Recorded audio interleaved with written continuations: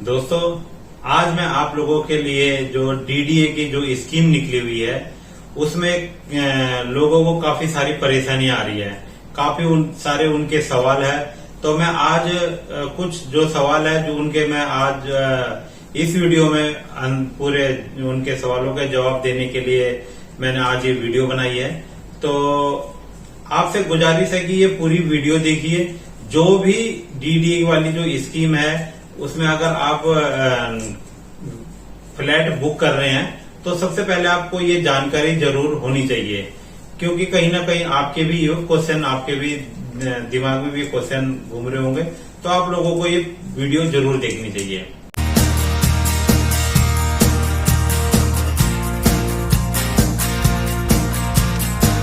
तो नमस्कार दोस्तों, मैं प्रदीप नेगी और आप देख रहे हैं दिल्ली एनसीआर प्रॉपर्टी। तो दोस्तों, जैसे कि 30 जून को डीडीए ने स्कीम अपनी निकाल ली है जिसमें कि 5,500 फ्लैट निकले हैं। और ये जो फ्लैट है आप लोगों को नरेला, द्वारिका, रोहिणी, सिरसपुर और आपका लोकनायकपुरम में आप लोगों के फ्लैट मिलने वाले हैं। और इसमें आपका 1 BHK, 2 BHK, 3 BHK है, जो कि आपका EWS, LIG, MIG, HIG के जो फ्लैट आप लोगों के लिए है। तो दोस्तों, आइए शुरू करते हैं कि इसमें क्या क्या दिक्कत परेशानियां लोगों को आ रही है। तो 1 to 1 में आप लोगों को जो सवाल है उसका पूरा जवाब देता हूं। सबसे पहले जो आप लोगों का सवाल था तो वो था कि क्या ये जो फ्लैट है केवल दिल्ली वाले ही बुक कर सकते हैं या दिल्ली से जो बाहर के लोग हैं। तो मैं इसका जवाब दूंगा कि नहीं, आप पूरी इंडिया के नागरिक होने चाहिए, इंडिया में रहते हैं। ये जरूरी नहीं कि दिल्ली में ही, आप कहीं पे भी कोई से भी स्टेट में रहते हो तो आप इस चीज के लिए आप अप्लाई कर सकते हैं इस फ्लैट के लिए। दूसरा क्वेश्चन था कि लोगों का कि भैया इसमें रजिस्ट्री होती है उसका चार्ज कितना लगेगा। तो मैं आप लोगों को बताना चाहूंगा जो रजिस्ट्री का जो चार्ज होता है, जो भी आपका फ्लैट का अमाउंट है, जो भी आपका रहेगा, तो उसका आपका जो लेडीज के नाम है तो लेडीज के नाम आपको देने पड़ेंगे 4% के हिसाब से, और जेंट्स का अगर नाम से कर लेते हैं तो आपका 6% के हिसाब से।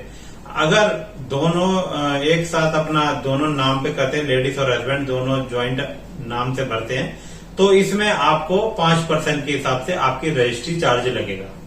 दूसरा जो क्वेश्चन है कि ये जो फ्लैट है, जो डीडीए के फ्लैट है, क्या ये सस्ते हैं या महंगे हैं। कई सारे व्यूअर्स का सवाल था। तो मैं आप लोगों को बताना चाहूंगा कि केवल EWS वाले जो फ्लैट हैं, EWS वाले फ्लैट वो सस्ते हैं। सस्ते मतलब आप दिल्ली में इस दाम पे जो आपको मिलने वाले हैं EWS वालों को 45 गज के आसपास में जो आपका एरिया रहेगा, तो उस एरिया में आपको इस रेट पे, इस आपके बजट में कहीं नहीं मिलने वाला है। आप चाहे प्राइवेट बिल्डर के पास जाइए, चाहे कहीं पे भी। EWS वालों का जो प्राइस है वो आपका 11 लाख से 13 लाख के बीच में है। तो आप कहीं पे भी पता कर सकते हैं 45 गज का जो फ्लैट है वो आप लोगों को कितने में मिलने वाला है। तो दोस्तों, बाकी के जो फ्लैट हैं, LIG, MIG, HIG के फ्लैट हैं, वो मार्केट रेट के आसपास रहने वाले हैं, थोड़े कॉस्टली हैं, रहते हैं। क्योंकि अदर बिल्डर के जो फ्लैट रहते हैं उनमें और जो डीडीए की बिल्डिंग जो बनी हुई रहती है उसमें जमीन आसमान का अंतर होता है। क्योंकि अगर आप देखेंगे तो जो बिल्डर वाले फ्लैट होते हैं, कहीं ना कहीं 2-3 साल में आप देखेंगे कि उसमें पपड़े झड़ने लग जाती है आपका, और सीलन आने लग जाती है। काफी सारे जगह मैंने देखा है। पर जो डीडीए के जो फ्लैट रहते हैं वो फुल्ली वेंटिलेशन वाले होते हैं आपका, और बिल्कुल मटेरियल बिल्कुल अच्छा लगा होता है, और इसमें आपका स्पेस रहता है, फुल आपका पार्क होता है। तो मेरे हिसाब से तो जो LIG, MIG जो फ्लैट है वो थोड़े आप लोगों के लिए कॉस्टली होने जा रहे हैं। पर EWS वाले जो फ्लैट है वो बिल्कुल ही आप लोगों के लिए सस्ते होने वाले हैं। एक और क्वेश्चन था कि जो EWS वाले जो फ्लैट जो बुक कर रहे हैं तो उनकी इनकम कितनी होनी चाहिए। तो मैं आपको बता दूं, जो उनकी उसमें साफ साफ लिखा हुआ है कि फैमिली इनकम, अगर आप की जो फैमिली की जो इनकम है, अगर सालाना 10 लाख से अगर नीचे रहती है तो आप ईडब्ल्यूएस वाले फ्लैट आप बुक कर सकते हैं। अगर ऊपर रहेगी तो नहीं, चाहे उसमें एक बंदा कमा रहा हो, चाहे उसमें आपके पांच जने आपके परिवार में कमा रहे हैं, तो टोटल फैमिली की जो इनकम है 10 लाख से ऊपर नहीं जानी चाहिए। तो दोस्तों एक और क्वेश्चन था कि जो ये डीडी के फ्लैट हैं, क्या इसमें लोन होगा, और लोन होगा तो कौन कौन से बैंक लोन के लिए एप्लीकेबल होंगे। तो इसमें सबसे पहले मैं बता दूं, नेशनलाइज बैंक होनी चाहिए आपका, चाहे वो गवर्नमेंट वाले चाहे वो प्राइवेट वाले बैंक हो, नेशनलाइज बैंक होने चाहिए। मैं बता दूं सारा जो प्रोसेस रहेगा इसका बुक करने का, चाहे रजिस्टर आप के लिए आप अप्लाई कर रहे हो, चाहे आप बुक करेंगे, तो उसमें आपको सारा का सारा प्रोसेस, चाहे आप पेमेंट करेंगे, सारा का सारा ऑनलाइन रहेगा। ऑनलाइन के थ्रू ही आपको पेमेंट करनी है, कहीं पे भी आपको नगद नहीं मिलेगा। दूसरी बात, लोन सारे के सारे बैंक करने वाले हैं आप लोगों को लोन। आप जाके पता कर सकते हैं कि क्या रेट ऑफ इंटरेस्ट होने वाला है, ये सब चीजें। और हाँ, एक और क्वेश्चन भी आता है कि जो लोन लेंगे तो इसमें क्या क्या डॉक्यूमेंट चाहिए। तो मैं आपको बता दूं, इसमें नॉर्मली जो डॉक्यूमेंट चाहिए होते हैं, आपका आधार कार्ड, पैन कार्ड, और आपका इनकम सर्टिफिकेट चाहिए, जो इनकम जो सैलरी स्लिप होती है 3 महीने की वो चाहिए, बैंक स्टेटमेंट चाहिए 6 महीने की, और जिनका आपका सेल्फ बिजनेस है, सेल्फ एम्प्लॉय है जो, तो उनको आपका सेम यही आपका आधार कार्ड, पैन कार्ड, और आपको बैंक स्टेटमेंट चाहिए आपको। इसके साथ साथ आपको आईटीआर चाहिए, 6 महीने की आईटीआर।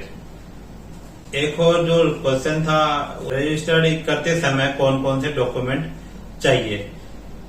इसमें रजिस्टर्ड करते समय डॉक्यूमेंट आपको नॉर्मली जो पैन कार्ड, आधार कार्ड होता है वो चाहिए, आपका डेट ऑफ बर्थ होना चाहिए आपके पास है करेक्ट, और आपको एक फोन नंबर चाहिए, एक ईमेल आईडी चाहिए।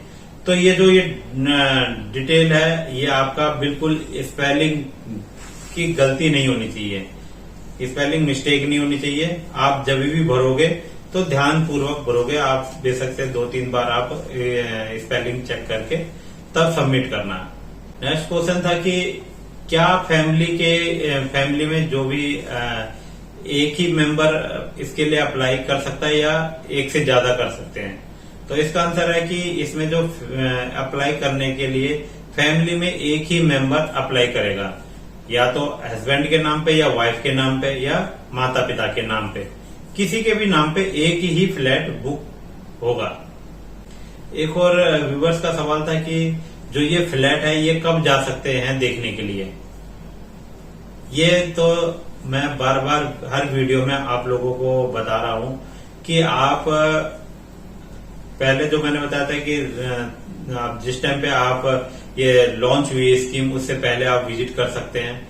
और पर अगर मान लो आपने रजिस्टर आपको कर लिया है, और अभी जो फ्लैट बुक करने की 10 जुलाई से शुरू है, तो आप बुक करने से पहले आप जहां पे भी आपको फ्लैट चाहिए वहां पे जाके आप उसके बारे में पूरी जानकारी लीजिए, और अच्छे से देखिए किस तरीके के फ्लैट है, क्या आपको मिलने वाला है, क्या क्या फैसिलिटी है, ये तमाम चीजें आप लोगों को वहां पे जाके देखना चाहिए। मैं बार बार हर वीडियो में आप लोगों को बता रहा हूं, क्योंकि बाद में पछताना ना पड़े कि आपने ये फ्लैट बुक क्यों कर लिया, क्या है क्या नहीं।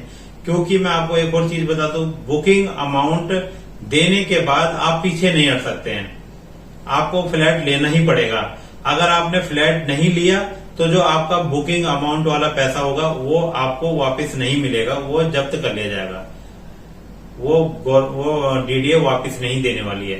तो इसलिए जिनको भी फ्लैट की या डीडीए फ्लैट की रिक्वायरमेंट है वही इस स्कीम में अपना फ्लैट बुक करें, अन्यथा ना करें। एक और क्वेश्चन था कि जो डीडीए के जो फ्लैट का जो अमाउंट है वो कितने दिन में पेमेंट करनी पड़ेगी। तो बता दूं कि जिस दिन आप बुकिंग अमाउंट पे करोगे तो उसी के 24 घंटे में आपको एक डीडी की तरफ से लेटर मिलेगा। तो उसके बाद से आपको 2 महीने का टाइम मिलेगा। उस 2 महीने के अंदर अंदर आपको पूरी की पूरी जो पेमेंट है वो पे करनी पड़ेगी। अगर आप तीसरे महीने पे जाते हैं तो तीसरे महीने में आपको 11% के हिसाब से आपको इंटरेस्ट लगेगा और उसके बाद आपका अगर तभी भी नहीं भरते हैं तो उसके बाद आपका ये जो फ्लैट है ये जब्त कर लिया जाएगा। तो ध्यान से, आपके पास अगर अमाउंट है इतना तो तभी आप इसको भरिए, या फिर आप लोन के लिए अप्लाई करिए तो जल्दी से जल्दी आपका जो ये है ये कर सकते हैं, भर सकते हैं। तो दोस्तों, जितने मेरे से हो सका मैंने आपका इस सवालों का जवाब दिया। तो अगर आप मेरे जो जवाबों से अगर संतुष्ट है तो प्लीज इस वीडियो को लाइक कीजिए, शेयर कीजिए और मेरे चैनल को सब्सक्राइब करना ना भूलें। मैं आगे भी और भी जो जानकारी है डीडी की तरफ से आएगी मैं वो आप लोगों को देता रहूंगा वीडियो के माध्यम से। तो प्लीज चैनल को सब्सक्राइब करना ना भूलें। थैंक यू दोस्तों, जय हिंद, जय भारत।